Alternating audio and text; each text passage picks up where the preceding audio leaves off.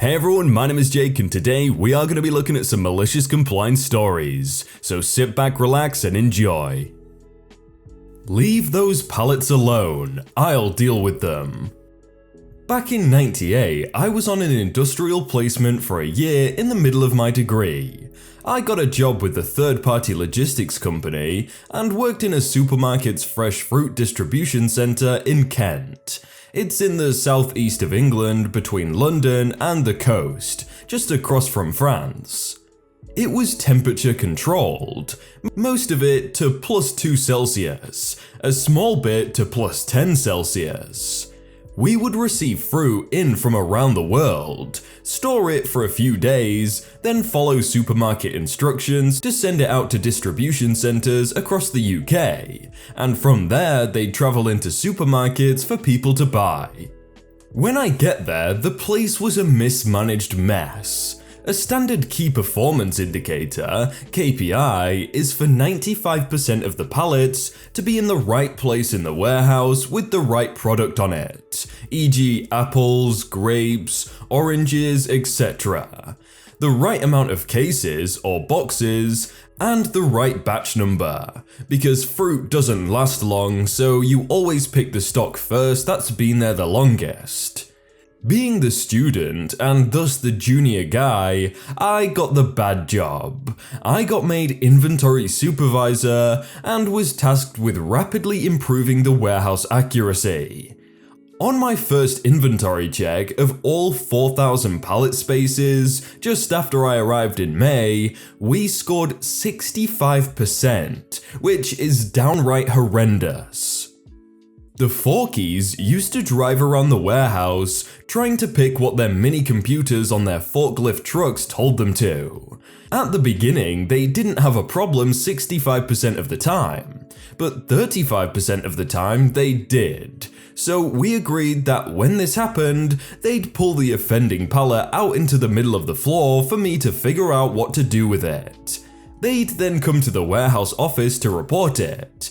I'd write off whatever the warehouse thought there was temporarily until I'd decided what to do, and then I'd give the Forky a new pick request and off they went again.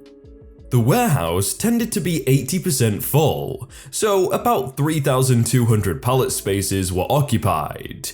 With 35% of the pallets being wrong, this meant around 1,120 pallets were wrong.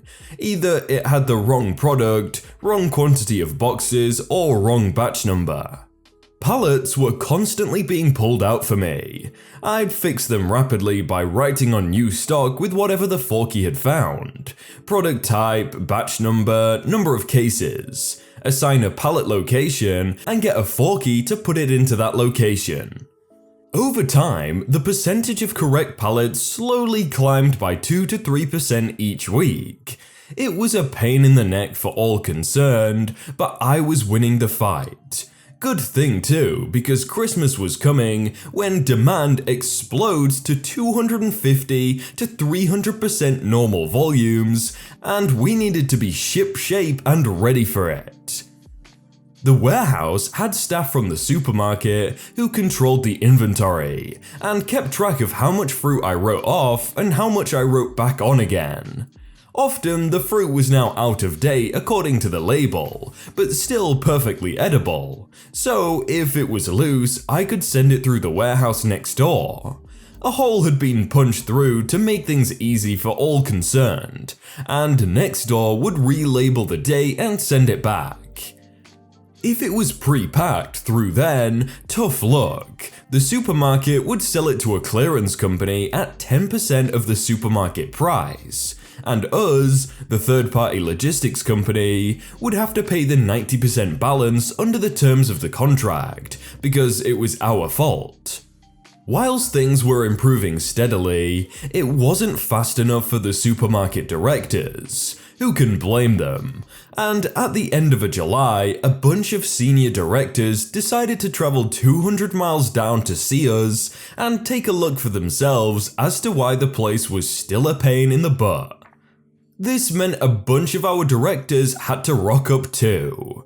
My general manager, who was a total douchebag, comes up to me to inform me of the arrival the next day of all these directors, and told me to get rid of the 80 pallets I currently had in the middle of the floor. He was my boss's boss, so I wasn't going to argue. So I did some magic on the computer, created an 80 pallet hole as high as possible, and as far away from the office as possible, got a forky to move those pallets out elsewhere, and to then dump my mystery pallets in. The next day, a squad of overpaid directors came, saw, and went away none the wiser. The following day, I emailed my general manager asking for a forky to get them all back down so I could get on with again. "Leave them where they are, I'll deal with them," emailed back my general manager. "I've got something else for you to do," I protested. There was only a few days shelf life left. I needed them back down ASAP to process. "Shut up and do what you're told instead," was the response. I complied. The day after that, I emailed again, pushing for a forky urgently to get them down. It was summer and we were short-staffed due to staff vacations, and again I got told in no uncertain terms to shut up and do my alternative task of helping to pick. 2 days after that, I emailed a third time, knowing some were now only good for the clearance company.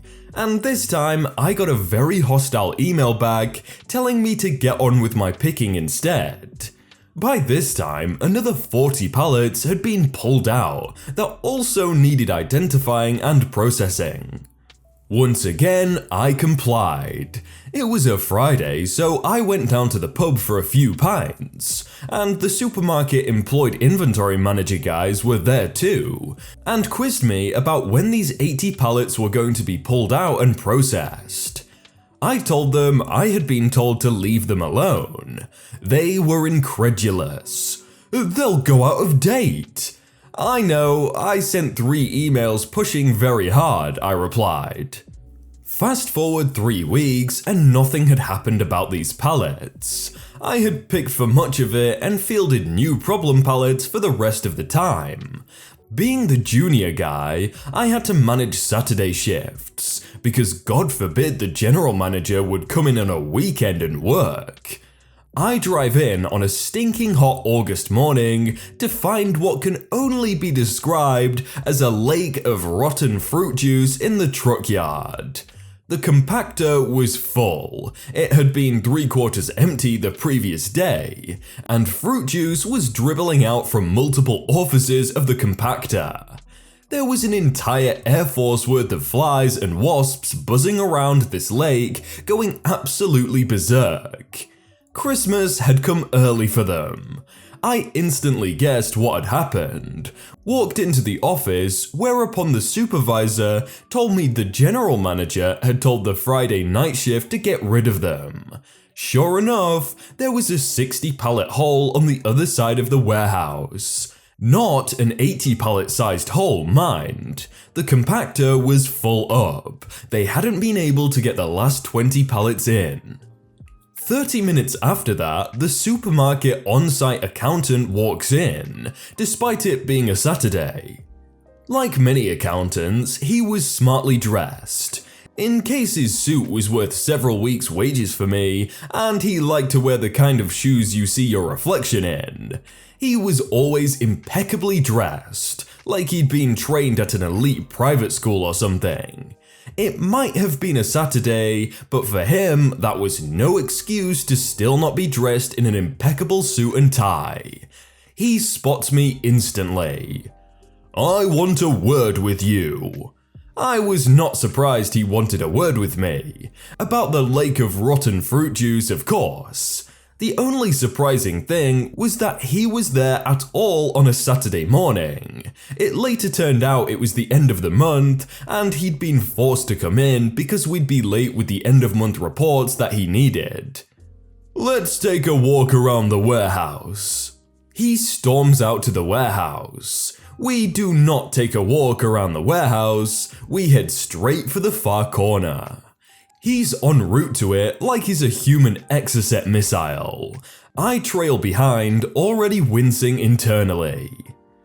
I could have sworn there were more pallets there yesterday, he shouts at a slightly lower volume. Maybe they got picked last night, I meekly offered. Lies, he shouts. You guys picked them and threw them in the darn compactor. This was true. The night shift had indeed done this. Get me one of those pallets down now, he shouts, his face rapidly going red with outrage and barely controlled fury. I flag down a Forky and ask the accountant which pallet he specifically wants. He points to a pallet of watermelons. They're stacked 5 boxes per layer, 10 layers high. The Forky pulls it down from 30-odd foot high while we stand next to him. The pallet descends and the top prongs of the forklift hit the bottom prongs halfway down the descent, whereupon the top 9 layers collapse on the bottom 5 boxes, which had lost all structural integrity because they were saturated from watermelon juice due to the watermelons being rotten and thus split. Rotten watermelon juice and flesh goes everywhere. The 3 of us are caked. Myself and the Forky are head to toe in the company-issued high-vis padded clothing for the temperature, so we're okay. The accountant is not dressed like us, and as a result, he is definitely not okay. There is silence. The juice and flesh slowly drips down his face, onto his suit, shirt, and tie, and descends further onto his shoes. The color of his face rapidly matches the watermelon flesh. Get me another, he says through clenched teeth. The resulting pallet he chooses survives its descent. It's got Charente melons. They're 5 centimeters apart in the box. They haven't split, but the mold growing on them is sufficient to bridge the gap between the melons. As a result, there was a bit of a carpet effect going on. We can't relabel those, can we? He growls at me. I say nothing. After all, what could you say?